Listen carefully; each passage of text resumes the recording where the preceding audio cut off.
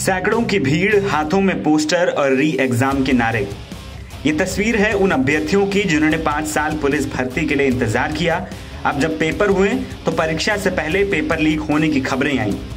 यूपीपीआरपीबी भले ही सभी आरोपों से इनकार कर रही हो, सच जानने के लिए कमेटी बनाकर जांच कर रही हो, लेकिन छात्र हैं कि मानने को तैयार नहीं हैं और हर बीतते दिन के साथ उनका विरोध और बढ़ता जा रहा है।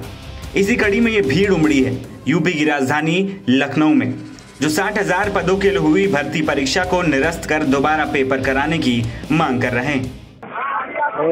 मेरा 18 तारीख को पेपर था फर्स्ट शिफ्ट में, तो मतलब पेपर देकर आया तो मालूम हुआ कि पेपर लीक हो गया। क्या डिमांड है आपकी? मेरी सरकार से यही डिमांड है, निष्पक्ष तरीके से जांच हो और मतलब इस पेपर लीक की वजह से काफ़ी युवा हताश हुए हैं, डिप्रेशन में चले गए हैं और मेरी सरकार से यही मांग है कि एग्जाम हो और जो 5 साल में एक बार ये भर्ती आती है, जो 4-4, 5 साल से युवा तैयारी कर रहा है और फिर पेपर लीक हो जाता है, तो मेरी सरकार से यही मांग है कि मेरा नाम अभिषेक है, मैं औरैया से हूँ। मैं सरकार से एक ही मांग करता हूँ कि कृपया वर्दी उनको दे जिन्होंने रात में पढ़ के मेहनत की है, उनको ना दे जिन्होंने 150 रुपए में पेपर खरीद के 150 लगा के आए हैं। कृपया पुलिस भर्ती बोर्ड है वो लगातार ये करेगी, पेपर लीक नहीं हुआ। अगर कोई आपको सरकार बुलाए तो सरकार मांगे तो यहाँ प्रूफ देने के लिए ही सभी लोग बैठे हुए हैं। इतना बच्चा है सिर्फ प्रूफ लेके आया, फालतू यहाँ कोई नहीं घूमने आया लाखों की तादाद में। और अगर ये लीक ना हुआ हो तो ये बच्चे पागल नहीं है जो रात पढ़ के यहाँ घूमने आए हैं। इको गार्डन पर घूमने नहीं आता फालतू। सरकार से की मांगे री एग्जाम हो, बस री एग्जाम। मेरा नाम प्रदीप कुमार यादव है, ग्राम सुगोला पोस्ट सरदा और जिला औरैया से आया हूँ मैं। मेरा 17 फर्स्ट में पेपर था। मैंने बहुत ही मेहनत की थी, मैंने शाम नहीं जानी, सुबह नहीं जाना सर। और जो नकल थी वो नकल 17 सेकंड और 18 सेकंड में हो गई।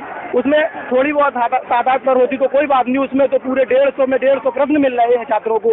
तो बताओ मेरा क्या होगा? जो मैंने मेहनत करके 110 प्रश्न बना पाए उससे क्या होगा मेरा, ये बताइए। इसमें मैं तो सुरक्षित नहीं हूँ। मेरा सरकार से एक ही कहना है या मेरी डिमांड है कि सरकार को इस पर निष्पक्ष जांच करवानी चाहिए। इसके बाद कोई अच्छा सा निर्णय लेकर और जो नकल करा रहे उनके साथ सख्त कार्रवाई मतलब करनी चाहिए। हम यही रिक्वेस्ट करना चाहते हैं जांच हो, री एग्जाम हो और जो बच्चे गरीब तबका के हैं उनको मौका मिले। उनका जीवन का यही सपना था कि उत्तर प्रदेश पुलिस में उनका इस बार हो जाएगा, लेकिन उनको ये लग रहा है कि अब जो नकल बहुत ही ज़्यादा पैमाने पे बच्चों के द्वारा हुई है।